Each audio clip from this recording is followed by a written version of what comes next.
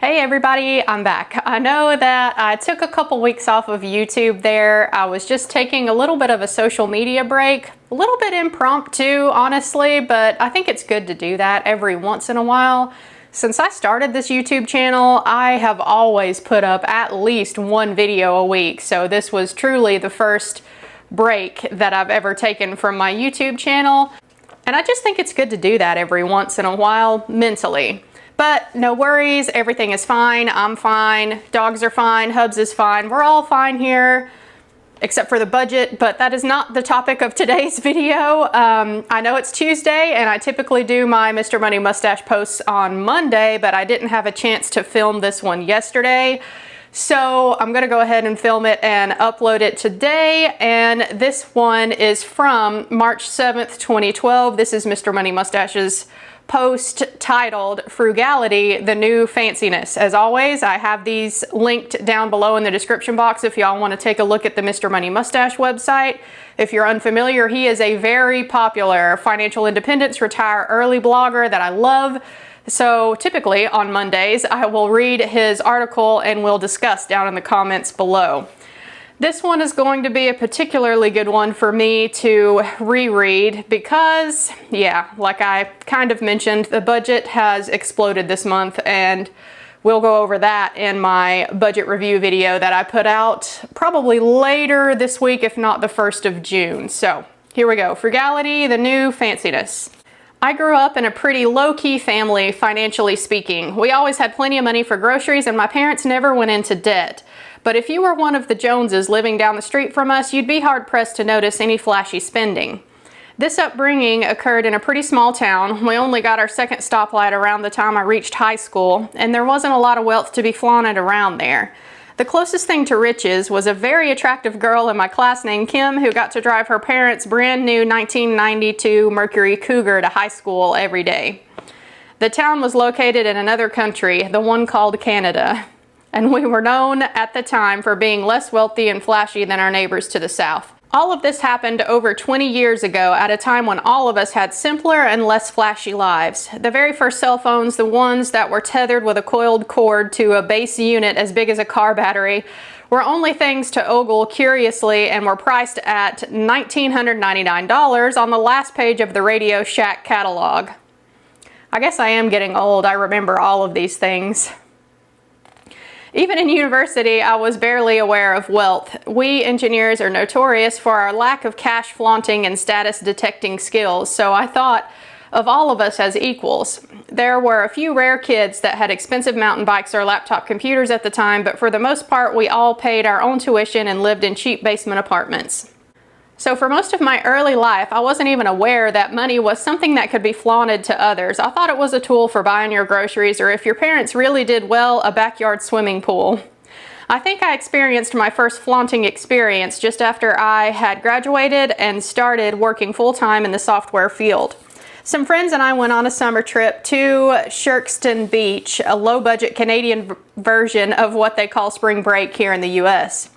Beers in hand, we walked along the shore to join the party. I noticed that a long line of very clean and shiny cars had been parked along the strip, and each was playing some sort of dancey music from an upgraded stereo system. The owners of the cars, invariably tanned and bare-chested dudes with expensive sunglasses, frosted hair tips, and their little muscles carefully flexed, were busily walking around their cars, tending to this or that, setting up beer coolers or polishing volleyballs or otherwise keeping themselves busy. What's going on here, I wondered at first. Why are their cars so clean? Why are they so well groomed on a camping trip? Oh, I think I get it. They are attempting to show off their wealth for the benefit of all the fine ladies around here. The whole scene seemed a bit amusing and evolution-driven, like the complex bird mating dances in Madagascar that David Attenborough likes to teach you about. At the time, I was working in my first engineering job, so I was probably making more money than any of the dancing bird boys. I even had a nicer car since I had not yet learned the folly of this type of purchase. I remember my car, dusty and parked over next to my tent, getting a bit of positive attention from men and women alike, and I admit it felt pretty nice at the time. When I got older and moved to the US of A, however, everything stepped up a few notches. I saw parking lots just casually filled with cars fancier than anything I had seen in my entire childhood. I learned about neighborhoods where people talk about each other's wealth and even enforce gardening and housing painting standards upon each other to preserve their property values. I heard about golf club memberships, a bizarre concept where you pay thousands of dollars in advance for the privilege of paying hundreds of additional dollars each time you play golf at certain courses. And I learned that people consider it prestigious to spend money on these expensive things, even while they consider it a hardship to lead a life that does not include these expensive things. When newcomers stumble across the Mr. Money Mustache blog, they are immediately excited by the idea of early retirement and a lifetime of freedom. But then they are immediately dismayed when they realize that to earn this freedom, they will need to spend much less money than they earn for several years. Damn, they say, I want the reward, but I really don't want the hardship and struggle that it takes to get there. I will be viewed as a lesser person among my peers if I dare to embrace such frugality. Well, guess what? You can now drop your fears of looking like a loser because things have changed. If you haven't heard the word, here it is. Frugality is the new fanciness. Let me explain for those still not convinced. In the olden days, times were much harder. Most of us struggled to keep food on the table and keep water from leaking through our roofs. The economic system was simple, based on slips of paper in bank vaults and file folders and gold coins. The credit system was in its infancy, so the average Joe couldn't just go out and borrow money to buy whatever he wanted. In these conditions, it took real skill to get ahead. A man had to really master the system to pull himself up out of material scarcity. This meant studying financial concepts, understanding the emotions of fellow humans in order to rise into a position of leadership, and even conquering his own fear and lethargy to avoid the temptation to sit at home and do nothing all day. Only after mastering these tasks could someone start a successful business or earn a promotion to the top of an existing one, and only at that point would he have enough cash to buy a flashy house or expensive artwork or jewelry or whatever else the status symbols of the day were. So when the successful olden days businessman walked down the street with these trappings of success, it could reasonably be deduced that he was actually somewhat badass. Of course, if he later passed on his wealth to children who would then flaunt the wealth without having earned it, he would be watering down his own badassity. But for a moment, let's suppose that a good chunk of the wealth in the early 20th century America was self-made. Because of this, showing your wealth was a sign of status, as it was proof that you had taken a more difficult path and succeeded. Now let's fast forward to the present day. Everything is fucking amazing. We all have touchscreen computers in our pockets that can listen to our voices and speak back while accessing the sum total of humanity's knowledge instantaneously through invisible radio waves. We have cars that can shoot us across the country in climate-controlled comfort, yet they're cheap enough for teenagers to buy them on minimum wage, and most significantly, credit is so widely available that anyone with a heartbeat can sign up for tens of thousands of dollars in debt. You can buy anything you want, even if you have no money at all. People buy houses with an 80% mortgage and then get a second mortgage for the other 20%. And cars are bought with $0 down as well, and almost every single person does this. In this environment, the easy path is to do what everyone else is doing. You see an ad for the iPad or the Chevrolet Traverse and you are excited by the power and the sleekness. You've got no money, but thanks to the advertising and peer pressure, you've got plenty of desire. So you swipe a card or sign some paperwork and now you too have the fancy stuff. Everyone likes going out for sushi on Friday nights and buying a few bottles of Kirin and sake to go with it. They laugh and have a grand old time. They're not worried about the fact that they don't own their houses and even their cars are borrowed. This is socialization. It's important, they rationalize. And besides, sushi is extremely yummy. You too want to participate. Yes, I do. You drive yourself to the restaurant in your own borrowed car and live the good life. It can be pleasant to indulge in these things, and sure, it is easy, but there's another path available, the more difficult one. Certain rare people live in the same society and work the same jobs as the folks described above, but they're a little bit better at math and they can think a little bit further into the future. They see that money is useful for spending, but even more useful as a tool for earning more money.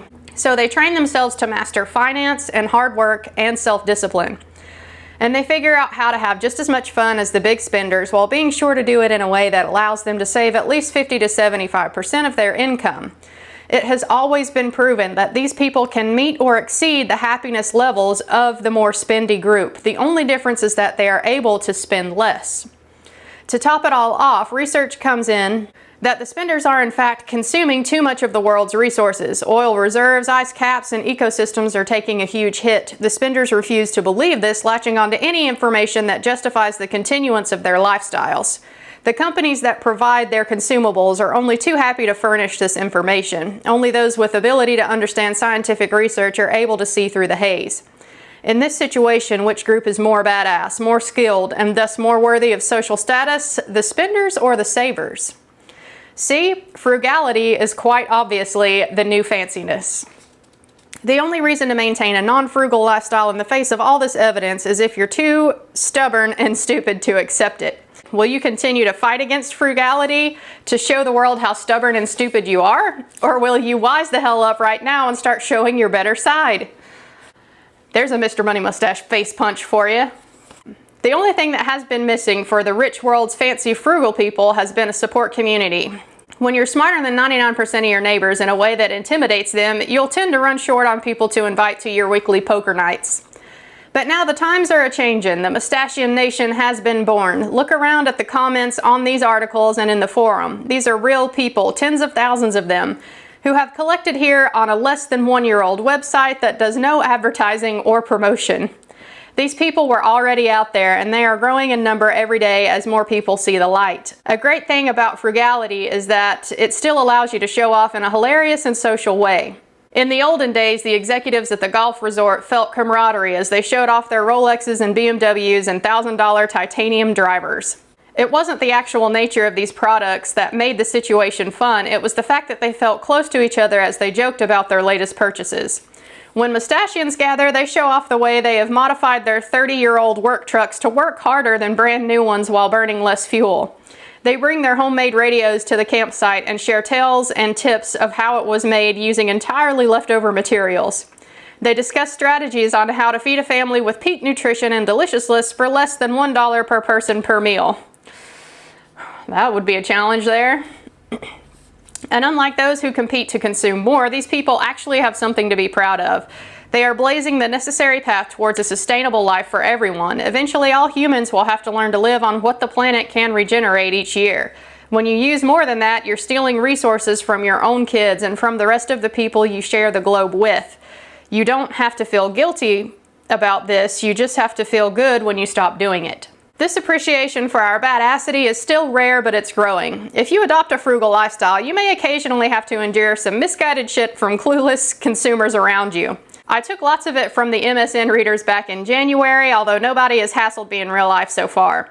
But you will also find you start getting some envying looks and respect from other people for your frugality skills. Eventually, just like the BMW financing a 21-year-old gets respect at spring break today, you will in due time become a hero in your own community for doing what's right. But ironically, the same skills that will get you there mean you won't give a shit what they are thinking. Onwards, my fancy frugal friends.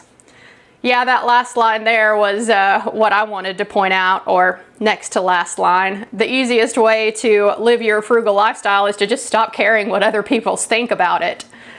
I know this article was a little bit of a longer one, but I feel like it was a good one to revisit because, y'all, I do kind of feel like the whole frugality, minimalism movement out there is focusing on reducing waste as well as improving your finances.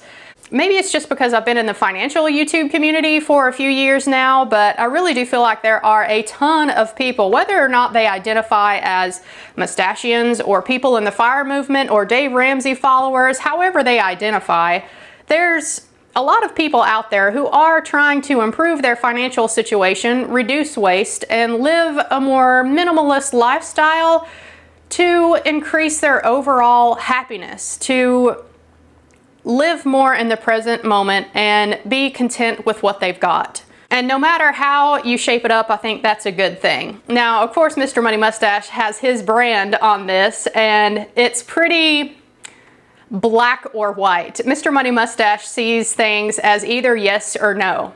But I kind of like his style of no excuses accepted. To keep this one on the shorter side, I'll go ahead and end this one here. I hope you guys enjoyed this one as much as I did. Let me know what you think down in the comments below. I'll see y'all next time for the next episode of the Monday Mr. Money Mustache Motivation.